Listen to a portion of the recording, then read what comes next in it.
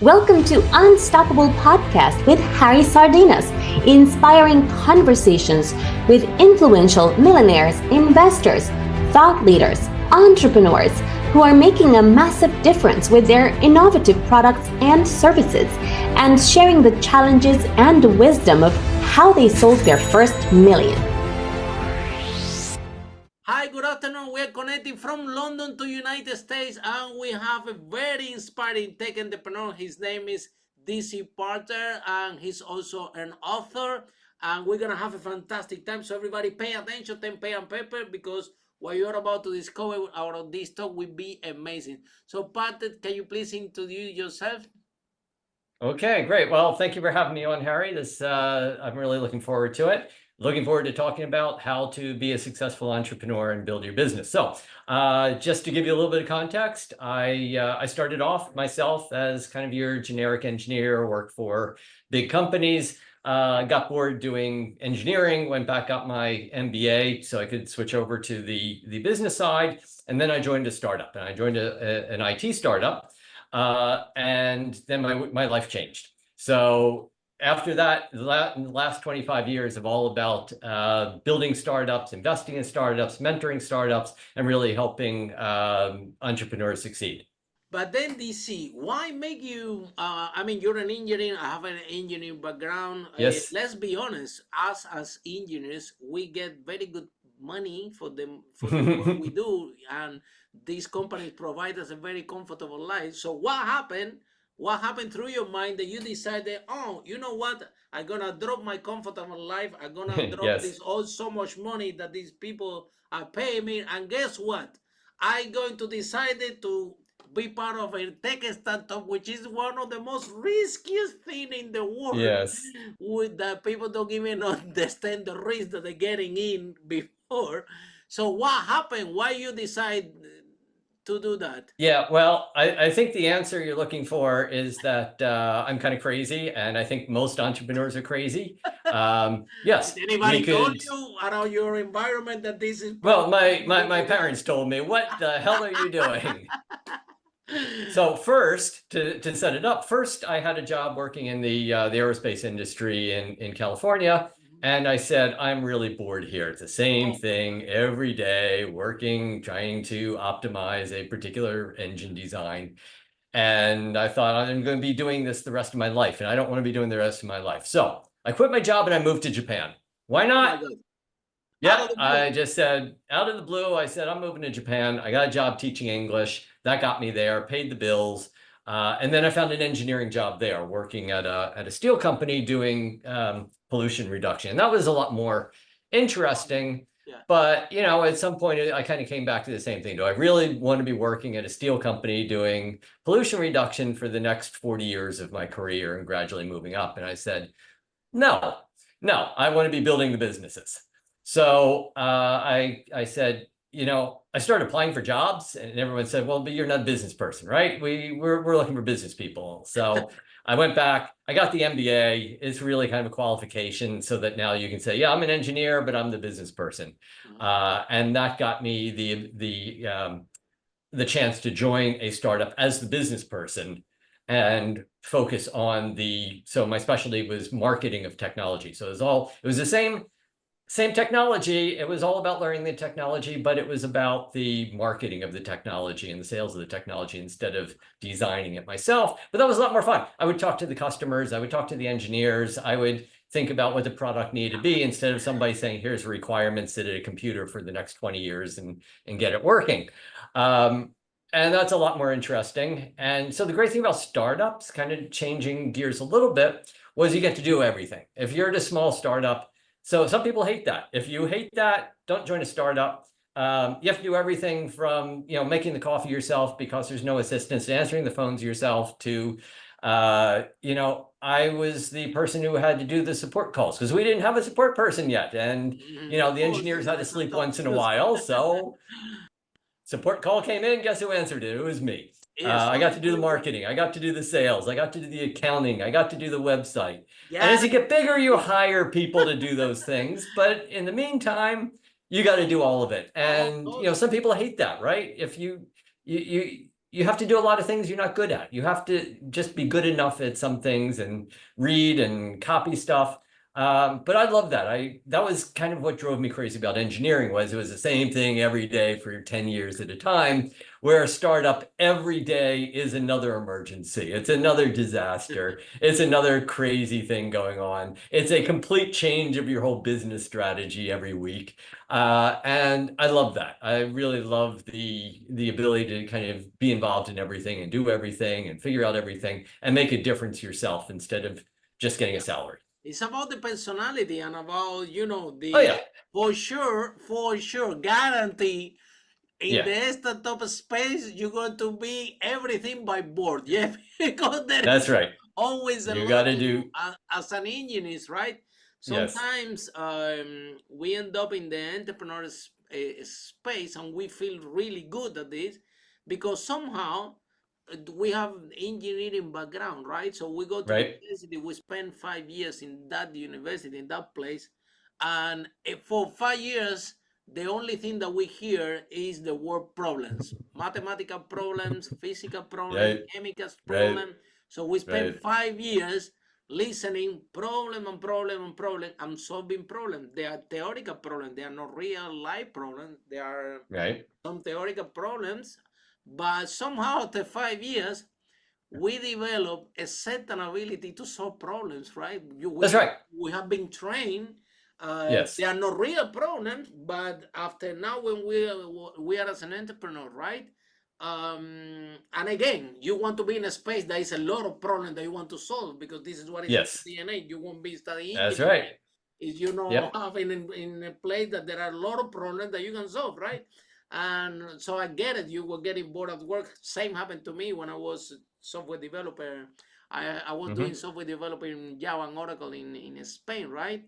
And Mm-hmm. again, you get bored in the job because you know there is so much that is very confined what you can do. Yes. And for us, I think that engineers we're not worried for that. We need a large amount of problem to solve because this is what we Yeah. learn. This is what we have fun. However, saying that, yeah, It's a lot of work. the startup space. Oh It's my tough. God! Especially tech, especially in Yes. US, well, all over the world, is like one of the spaces that highest failure rate in the world. Yeah, it's very lucrative when things work Yes. out very good, That's right. and people, you know, all the richest people in the world, they are in the tech space. Let's face it. Um, Yep. the top 10, maybe 2 or 3 are non tech companies or tech entrepreneurs, but the rest, they are, right? So, what was your journey as part of a team of a tech startup? What was the first impression when you arrived there and you said, wow, this is difficult. This is not as easy as we Yes. think. I don't Yeah. have any traction. Nobody trusts me. We have 3 people. We need to sell this product. And when this big client come here, they're gonna find 3 people, and what's gonna happen, or 5 people, and so how you navigate this, and where do you find the strength, the support, and how you scale your first Yeah. startup? So I cheated. That's a very good way. You find a And shortcut, this is right? the best way to get into the startup world if you can do it. Don't start by starting your own startup. There's just so much you don't know and you don't have the infrastructure. And yeah, you take some classes in entrepreneurship, but really the real world is different. So I joined a startup that already had 7 employees. They already had customers. They didn't have a business person. So I joined as the business person. But we already had money coming in. We already had an income, so I didn't have to worry about working for 2 years with no salary or go fundraise or things like that. We had customers. We were doing, it was mostly consulting, so it wasn't the final product, but we could pay the bills and it was good. You know, it wasn't a huge salary, but I didn't have to worry about paying the bills from the beginning. We already had customers who were telling us what they wanted. So I call that, you can call it cheating, but my recommendation, we'll probably get to this, is instead of starting with your own startup, start as employee number 5 or employee number 10, where it's already funded, there's already some 100%. customers, and then then kind of learn how the startup world works, build up your team, build up your kind of infrastructure. And then once that company exits, hopefully, then you're ready to move on to your own startup. And that's what I did. And all I did at that point, it was rinse and repeat, right? I already knew the business. I already knew what the customers wanted. They told me before. The previous company, it wasn't what they built, but people kept saying, we need this, we need this. So I was like, okay, well, let's go grab a team and let's go build that. And I already had the accounting, I already had the lawyers, I already had the infrastructure. Everything was kind of made it a lot easier than starting from scratch. So, 100%. But 100%. I meet a lot of founders, especially very young founders. And a lot of them are engineers. I think engineers make the best entrepreneurs because they hear the problems from the customers, and and they say, well, customers want this, but my company won't make this because we do this, but I know there's a need for this. Let me figure out how to make it. And then they'll work on it, on the weekends, and maybe a couple of people put it together, and then they're ready to start showing it to customers, and then they're ready to go off on their own. But the problem that the engineers have, and I see this all the time when I'm doing mentoring, is they think it's all about the product. And they'll give me a pitch deck that's 20 pages about how wonderful the product is. They'll give me a product demo. They'll give me all the features of the product. They'll give me the next generation version of the product. And I'm like, okay, that's great. That should be 2 slides. Now give me the other 10 slides of what is the business. Who are the customers? How are we going to fund this? How are we going to do the marketing? What's the IP? How are you going to keep the competition out? How big are you going to get? And then, how does an investor make money out of it? And that's what the pitch is. Pitch is about how's an investor going to make money, not how wonderful your product is. So I often have to tell, especially a lot of the things we were talking earlier. I do a lot of things in the climate tech space, which tend to be batteries or water purification or plastics recycling. And a lot of it is PhD research or professors' research at university. They've developed some great new technology, but their presentation is like a technical conference presentation. I have to say, no. It's not about, your wonderful invention. It's about the business. And so the best is usually then pairing the engineer who can build the product with the business person who can build the business side of that. And it has to be somebody reasonably technical, can understand the customers and understand the business, understand the technology. But I think a lot of the engineers don't really understand that. They kind of have this idea of, we build the product and customers will come. And it doesn't work that way, right? No, you build the product and then you go build a sales and marketing team to go find the customers and pull them in, dragging and, kicking and screaming, because sales is tougher than building the product, to be honest. Exactly. And then I think DC, the way that you describe it is, I agree 100% with you, because I also coached tech startups, and we find the similar pattern again and again, right? We find that exactly how you say, right? First, number one, if you can identify, I agree 100%. Better don't go to a startup space by yourself. Try to be, Right. like you say, number 5, number 7, because at least you will get experience and you will get some sense how actually the thing works, because it's exactly what you said. If number one, rather than develop a product that you don't know if somebody is gonna buy or not, is what you did. Just find that market. You already know that there is a need for a product. You already know that there is people ready to pay for this. You already have the network and the infrastructure, and then you can go and build the product, because you know that this product, this you already have the content, the infrastructure, and the network, and the people will buy this product. Now, creating a product and then build the marketing and sales team to try to set that product or out of an idea or the perception or without any testing, or just to some research. Like, let's face it, tech software developers, they are not business people. They are software developers. They are engineers. They have capacity to solve problems when it comes to software development and everything. But they, and I won't generalize, because it's not only tech entrepreneur. It won't be fair. Most of the entrepreneurs that we see out there, everybody's doing the same thing. Oh, I'm gonna create a wonderful product. This product is amazing, and I'm gonna put a lot of money. I'm gonna put all my savings. I'm gonna put all the team. I'm gonna put everything I got in this amazing product, and people will fall out of the sky and buy it. Yes, yes. It Then doesn't what happen. happened is that it never happened, never. And then No, you find no. out that now you need 3 times the money to adapt. And That's right.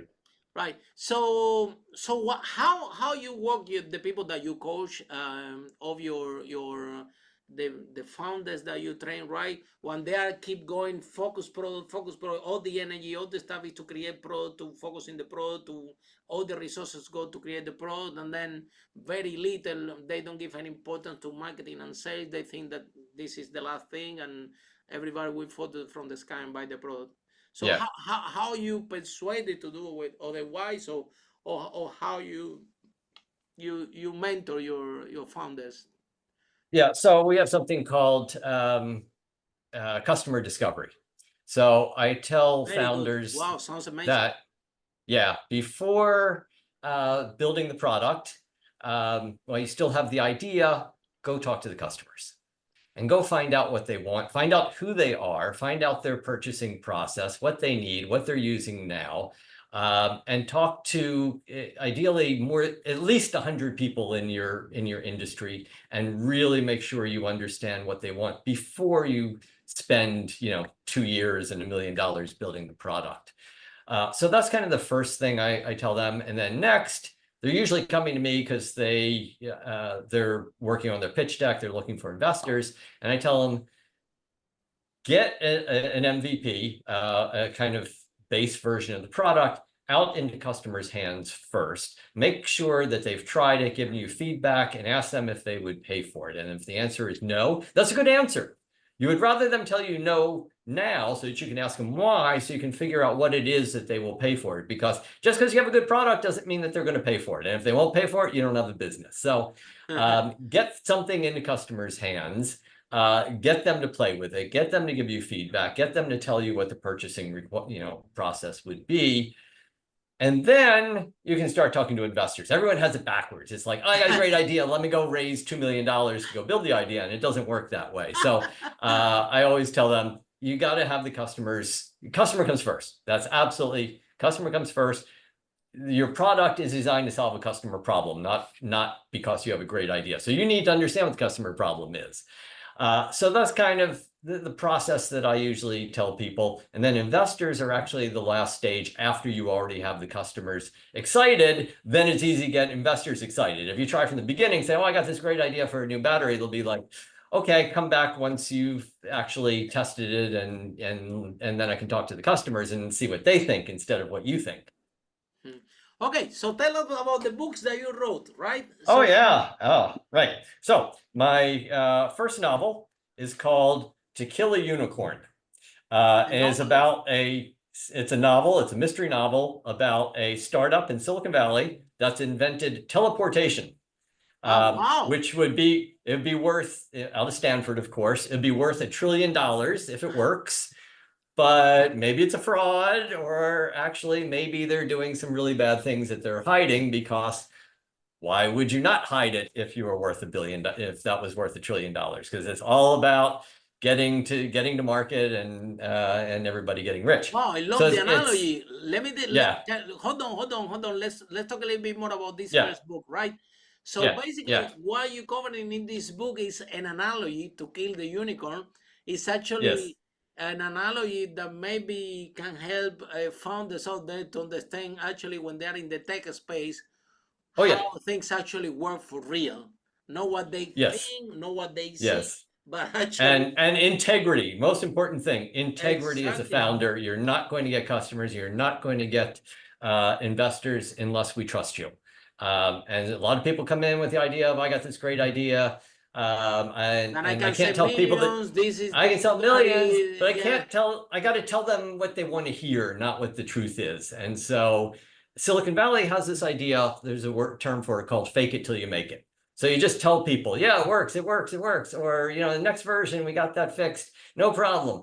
And you tell customers that, you tell investors that, until it doesn't work. And well, hopefully it does work at some point. And then everyone's like, okay, great, you're worth $1 billion.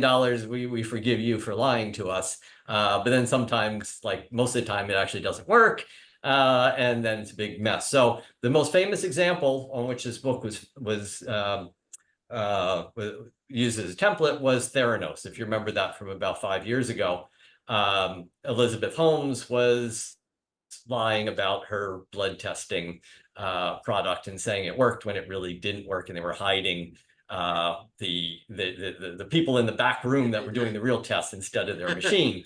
So my thought was, well, what if it was worse? What if she wasn't just lying? She was actually, her product was actually killing people, and she's going to have to hide that because so it's kind of a comedy farce. It's not designed to be completely serious, but it is very serious about what Silicon Valley is like and kind of the ethics of some of the founders and kind of everything that can go wrong. And the other thing is that, the perception of the investors, right? Because yes, it's very common in the tech space. Oh, you know what? They are investors. They are not technical people. I'm going to invent fluff for them. And, they're going to throw the money at me. And again, they do these 20 slides about the product, and my product is wonderful. I invented this technology. It's patent technology. It's the best of the world, and all these things. And at the end of the day, the market fit, the product market fit is not there. The growing is slow, and still they're wandering around. And I always share with the people we work with that the investors, they're not stupid. You think that they're stupid, but they are not. They're probably one of the sharpest people in the world. The reason they're investing is because they've done it themselves before several times, and they do have experience, and they do understand probably 10 times better than you how this process works. And everybody's under the impression looking for funding that, oh, you know what, we're gonna create this fluff and we're gonna sell it to investors. They're gonna throw money at us. I hear a lot of pitches, and a lot of them are just, some of them are just outright frauds. Some are outright frauds. Some of them are just. You can smell it for the first minute that they start to talk to you. Then, if you're gonna talk for 15 minutes, at the first minute you can smell what's going on, because the way they talk, the what is the technology, that, you know what I mean. And we don't trust you. We're not investing in you. That's because we're not going to know everything that's going on in your business. So it really is kind of a speak concising and face to face. You don't say the clear strategy how you're going to find your clients. That's right. And on the other hand, right, about the funding, right? You talk to the startups, and I always telling them, there is plenty money out there. Money is not a problem. The reason is that you come in asking for money with presenting something that is not attractive to the investor. The last thing that everybody thinking is how to keep the investor happy, how to make the attractive to make this attractive to investors, right? Everybody thinking, no.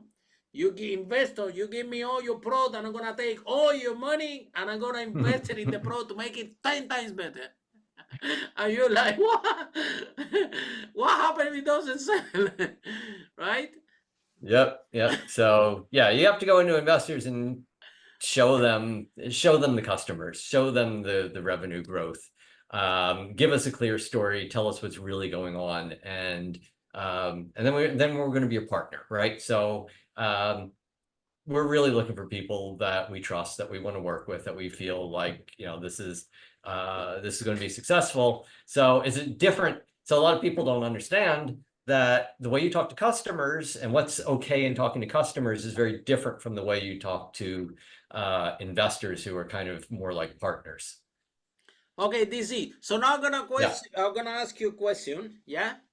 Okay. Before we spoke about your second book, in your opinion, right? When you go to a tech company and you have the 100% of the resources, how would you split it? Do you split it 50% product and 50% marketing and sales? Do you split it 40% product and 60% marketing and sales, or 20% product and 80% marketing and sales? What would be your approach if you had to distribute and create the perfect structure for the startup so have the very chance for succeed? Yeah, so it depends on what stage they're at. At the beginning, it's almost all product development. And it's the founders who have to do the sales. It's the founders that need to go out and talk to the customers, because that's part of understanding what the product needs to be, right? It's not selling the product, it's customer discovery, it's understanding what people need and building that. So it's kind of all product, but then, you know, product and market discovery fits together. And once you have the MVP, then it's more marketing, it's more getting the name out there, it's working with a few customers at the beginning. Then you get further along and you have a product that's working, people are using it. Then you can start hiring salespeople to kind of, you know, cookie cutter approach. Here's what we have. Do you need it? Why don't you buy it? But that's probably 5 years from the time when you started, right? Everyone thinks, oh, I'll do that in a year. It's going to take 5 years till you get to the point of having a completed product that a salesperson who can just go out and sell to customers, instead of it being a discussion and a collaboration and a let's create what you want sort of interaction that needs to be with the engineers and the founders. So it's a long time before you get there, but eventually it becomes 80-90% sales and marketing and only a tiny amount of product development. But at the beginning, it's the opposite. It's 90% engineering and 10% sales and marketing by the engineering team. Yeah. Yeah. So basically, you will agree with me that at the beginning, 80% of the resources and everything goes to the product development until we have the MVP. But once this MVP is ready, then we switch the equation. So then 80% of the resources go to marketing and sales, and then not that quickly. Then it's more like 20% to product development. But this is how the whole picture will look like in the next 5 years until the company grows, right? Yeah, that's right. Okay, tell me about the second book. All right, so the first book was... First book, I love it, yeah, brilliant. Okay, so the second book is a sequel. It's called Countdown to Decryption. Wow. And it is the sequel to the first book. So same main character who's a hacker. He works at a company similar to Google, and he solves mysteries by hacking. And he's a computer programmer, right? So I wrote these books. I read a lot of mysteries, right? Or we watch a lot of TV with mysteries, and always it's some detective or some reporter or some little old lady, and they want to find out some information about a suspect, right? So they go get their friend, or they get their kid, or they hire somebody to go break into somebody's account and get their credit information or the travel history. And I'm thinking, you know, if I had somebody who could do that, that's the tough part. That's the interesting part. So I decided to write my stories from the point of view of the hacker who gets this information instead of somebody else. And but he's not very good at working with people. So he can hack, but you know, he's a typical engineer. He doesn't like getting out of the house. So he's not going to do he has a lot of trouble actually talking to people. And then in the end, he actually has to solve the problems by talking to people. So the first one is about a startup in Silicon Valley. The second one is his girlfriend's friend is murdered. The police say it's just a random murder. His girlfriend says, no, something crazy going on. So he hacks into her email and he finds a file from a terrorist group. And the murdered woman was a human rights lawyer who had worked in some of these countries and had worked with refugees. And so she was in contact with these people, and they sent her this file saying, you know, here's the plans for a terrorist attack. You need to get that to the to the FBI or somebody, make sure it doesn't happen. But she's been killed, and she's the only one with the password to the file. So now we have a file with a password with all the terrorist plans in it. That's for an attack that's going to happen very soon. And he has to find a way to break into that file. I don't want to give too much away, but let's just say there's a big, giant, crazy conspiracy that's happening that he gets in the middle of, and then they have to kill him too. So he has to escape from the conspiracy while convincing the world that he's not the murderer that they try to pin on him. So another crazy story, but this one's more about government policy and about privacy of your own email and your GPS and things like that. Now let's explore this side of it, because basically, DC, as human beings, right, we learn by stories. You know, when we are babies, Right. our parents tell us stories, right? Yep. And I can think you in the both books that you wrote, right? Regardless that it's very interesting stories and there is an analogy and might look like it's a fiction book, right? That any reader can dive into this and get engaged with the story. Behind there are bigger learning and there are point on the stories. I always say, don't tell a story without a point, don't make a point without a story, right? Right. So the best way to make a point is with the story, right? So Yep. how you get inspired to write this story Wow. to actually give That's a great value? question, right? So again, I was working in the IT industry, and a few years ago, I mean, it was quite a few years ago, like 10 years ago, Apple changed their privacy policy. Yeah, I remember. And before that, the FBI, if they had a warrant, could get access to anybody's email, GPS, messages, anything else that they have on the cloud. And Apple changed their policy so that the keys to the files were held by the person themselves, not by Apple. And so you can give a warrant to Apple, and Apple can say, well, you can have access to it, but all you're going to get is an encrypted file. There's nothing we can do about it. We don't have the keys. You're going to have to get that from the user. And the FBI did not like that. The government did not like that. They tried to get the laws changed. There was a famous case where there was a murder that took place, and the FBI needed evidence to prove that this person was the murderer, and it was supposed to be in his on his phone, and the FBI couldn't get access to the files on the phone, and they tried to publicly tell everybody Apple has to change their policy, and Apple said no. And since then, every few years, the FBI pops up and says, Apple, Google, Microsoft, they have to change their policy because otherwise we can't stop terrorists, we can't stop murderers, we can't stop child pornographers because we can't get access to the files with a warrant, and all of them have said no. At some point, they will try hard again, and so my story was kind of based on that and what a rogue group within the government might do to get that policy changed. Yeah, because at the end of the day, these organizations, these tech companies, the clients are the users. So right. Everything they got, the government the products are designed for the clients and for the users, right? So all the benefits should be focusing in actually the user. Well, if I worked for the government, I would say I need, if I get a court warrant to be able to get access to, Harry, your computer, because I think you've done something bad, then Apple or Google or Microsoft has to give it to me. And they've set it up so that they can give you a file, but you can't do anything with it because it's encrypted and only you can decrypt it. And so they want to change that. And, if you're concerned about security, if you're concerned about terrorism, if you're concerned about, murder investigations, or kind of, child pornography is a really big issue.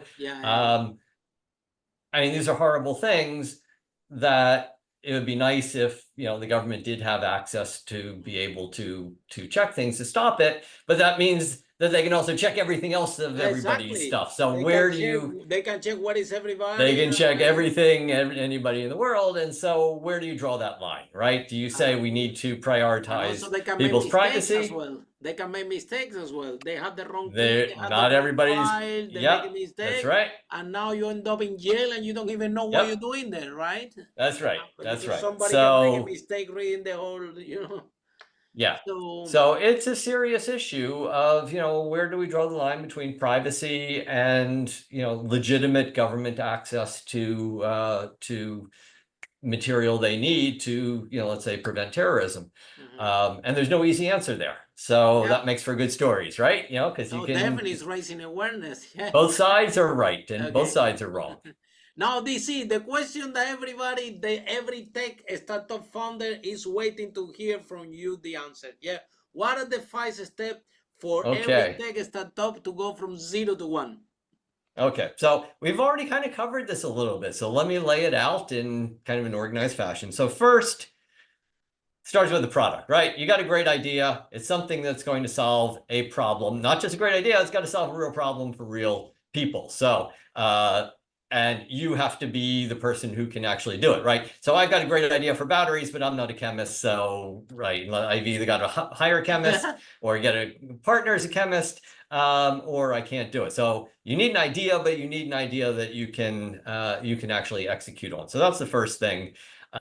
Second, everybody thinks second is go find investors, right? So I get so many people say, I got this great idea, give me money. No. A lot of the engineers all say, okay, I'm going to go build the product. That's my next step. No. Next step is go talk to customers. You got a great idea? Wonderful. Let's talk to customers. Let's find out if they think it's a great idea. Let's see if they think they need it. Let's see if they will pay for it. Let's see if they're already doing something. Let's see if they have requirements for what it's going to be. Let's go talk to 100 people and really understand exactly what they need and if this solves their problem and how we're going to get it to them. So first step, idea, executable idea. Second step, talk to customers. Third, don't build a product, build an MVP. Everybody thinks, oh, an MVP is a beta. No, MVP is something that you can give to the customers that will show them how it works. It doesn't actually have to do the difficult stuff. You want to get it done as cheaply and quickly as possible. So AI is a great example. AI, we're probably going to have to spend a year training on all of this data. We're going to have to get the data, we're going to have to train it, we're going to have to get it working, and then we find out, if it actually solves somebody's problem. So what we do, if we have an AI-enabled thing, is we want to see if people would use the AI, right? So let's get it out there without the AI, and then behind the scenes, we're actually going to figure, we're going to be the AI. When they put in an inquiry, we're going to give them the right answer. We're not trying to build a final product yet. We're trying to find out if they will pay for the final product, if it has the features they need. So whatever it takes, get it out there cheaply, quickly, efficiently, because you're going to have to throw it away and build something else anyway. So don't spend a lot of time and money on building the product. Get something into their hands and have, the hamsters or whatever in the background that are actually doing the tech for you. It may just be a user interface, right? That they think they're doing something and you are the people behind it that are actually returning the answers. That's fine. We want to see if they use it, how they use it, and what it does or doesn't do that they need. So third is building the MVP and iterating on the MVP. Finally, now we've gotten it out to people. They love it. It does what they need. Now we actually have to build it. So everybody thinks, oh, next step is let's go get investors. I got something people want. Nope. Next one is you're going to have to build it yourself. And how you're going to afford to do that? Well, either you're going to do it nights and weekends, or you're going to get your parents to pay for it, or you're going to have worked in another company before, and you have some savings, or you have some friends that will help you out. And you're going to do it as cheaply and efficiently as possible. It's not going to have all the bells and whistles. It's going to do the basics. It's going to be what's in the MVP, except it actually works with the tech underneath it. And you're going to get it so that actually people can start using it, whether it's a pilot or some paid things. And then we're going to get a usable product, a very basic usable product in customers' hands. So that's the product. Then finally, people are using it. It actually works. They love it. It needs more features. It needs the marketing. It needs the sales. It probably needs, the Spanish version and the Japanese version, whatever. But you have a working product and people are using it and they are paying you for it. That's the time to go to investors and say, okay, now I need $2 million. So I can hire those sales and marketing people and a few more engineers and actually start paying my bills and cloud computing resources, all those other things I'm going to need. But that's the time to go out to investors. So that's my 5 steps: product, workable product, talk to customers, build an MVP, finish the product, go get investment to build out the company. How's that? Oh, that's fantastic, DC. That's great. And one more question: what was the in your startup journey, right? What Mhm. was the biggest challenges that you face when you actually jump into the whole thing yourself, and how Yeah. you overcome that challenges? The biggest challenges were, and there's all sorts of challenges, right? Every day is a different challenge. There you go. Yeah. Yeah, it's just like your challenge is that you have so many different challenges that you need to figure out every day whether, what you're going to focus on. So you don't have enough There you time, go. you don't have enough customers, you don't have enough engineers, everybody's fighting with each other. Somebody quits the company, customer leaves. There's a million things, but kind of the number one, if I had to pick out one, well, I can't, it's two. Fighting with your co-founder. I mean, we fought every day. But it actually turned out to be a good thing because we were fighting not with each other, but really about what the product needed to be. And we were looking at it from different points of view. And we made a better product because I came at it from the marketing point of view. He came at it from the engineering point of view. And I think we made a really great product that way by just arguing over every little detail. But it was painful. And every day I was thinking, do I really want to be doing this? It's worse than being married, but it worked out great in the end. And I say that's the reason the product was successful and the company was successful, because we put so much effort and thought into building, the perfect product. And, we were both kind of crazy, but But I think they see that yeah, if there is tension, right? If there is yes, pressure, it's yes, because you want we care. to care, and you want to create Yes, something. And yes, if there is no fight, clearly yes. one of the person Then, doesn't care. yes, that's right. If you're not talking Yeah, with the co-founder, and if you fight with the co-founder and the yeah, co-founder is not talking to you anymore, right. because you think you're clever, you think that you're an engineer, you think that you know everything, and Yep. then your co-founder is not talking to you, right?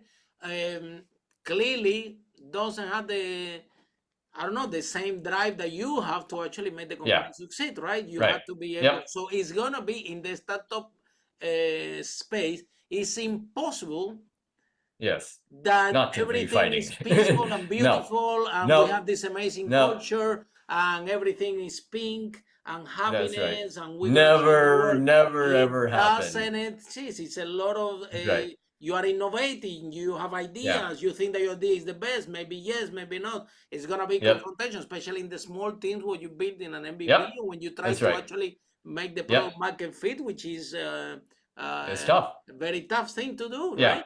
So Right. the So tension that's the will be other there. part. If So it's the other, fighting, is I said good. there If were, it's fighting, means that yeah, everybody cares, right. right? It's good, but it was a Yeah, lot. very, It yeah. was tough. Every day was tough. It's All right. So I tiring, said yeah. there were two. So the second one is product market fit. Um, Oh, and so let me tell you a little story. We were an IT company that made software for big companies, and they told us they needed to make their internet connections faster. And we knew how to do that. So we made a product that they could install on their computers, and it would make their communications faster. And we built it, it worked.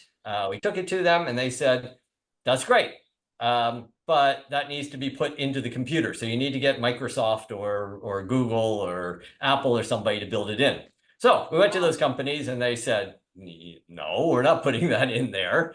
And we said, we can make your internet, we can make all your customers like thrilled because we can make all their connections 10 times faster. And they said, well, that's not our problem.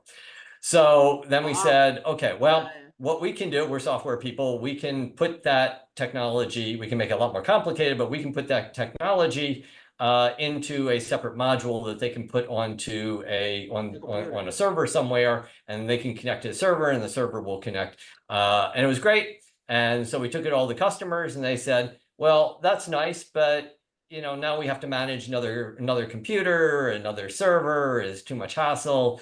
Maybe for one or two things, but we're not going to run our whole network on this. And so we said, well, we have this great technology here, it makes your network 10 times faster. And they said, well, you should sell it to Cisco, right? Build it into the Cisco routers, build it into the network infrastructure. Well, the client give And you the idea, eh?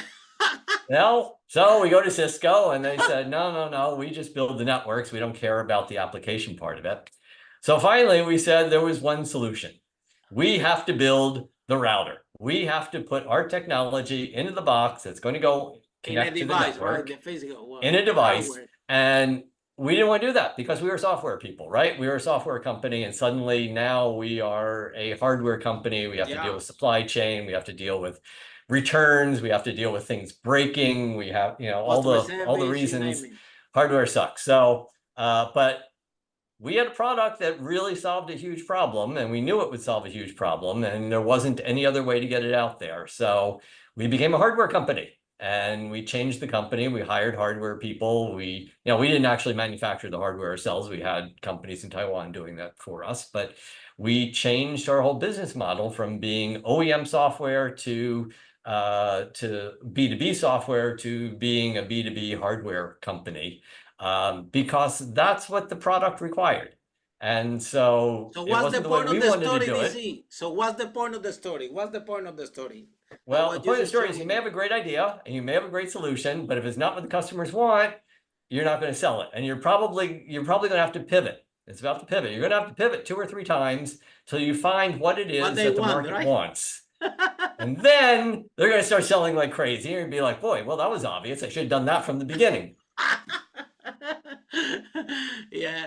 So this has been fantastic. The time that we spend with you here. Thank you so much for your knowledge. Absolutely. Thanks for having me on.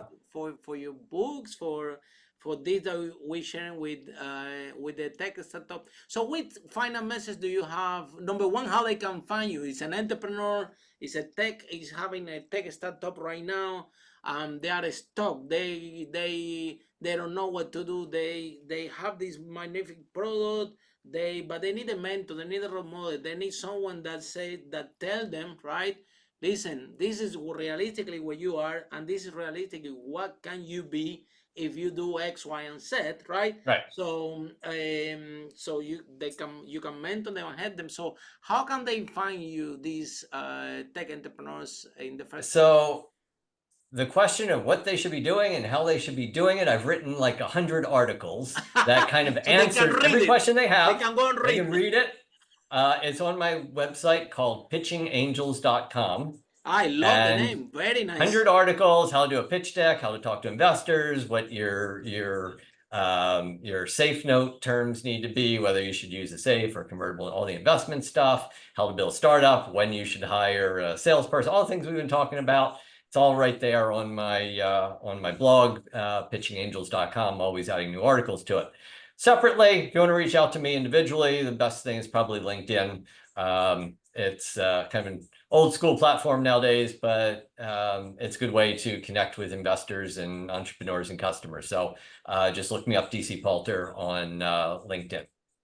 Fantastic. And then my books, the best thing is go to Amazon. They're there. And just look for To Kill a Unicorn and Countdown to Decryption. Just look up DC Palter and you'll find my books there. Yeah, and then you better if you're immersed in the story. It's a very fun way to learn and very fun way to actually. That's right. Because I tell people, most fun you'll have reading about Silicon Valley. I mean, there's 100 books about there, Lean Startup and, Crossing the Chasm and all that. And they're really useful, but, my book's a lot more fun. Yeah, you also have an immersive experience, right? They get immersed in the story and they find out the point of the story, what I always say. Yep. Yeah? So thank you so much. That's been fantastic. Thank you, Harry. And for every single one of you that are following this series of podcasts, how successful entrepreneurs break that wall and achieve the first million in sales. I see you in our next episode. Bye for now. Follow us for more interviews with world's most influential, audacious entrepreneurs that overcame challenges and adversity, providing you with the blueprint of how they sold their first million so you can grow your business exponentially.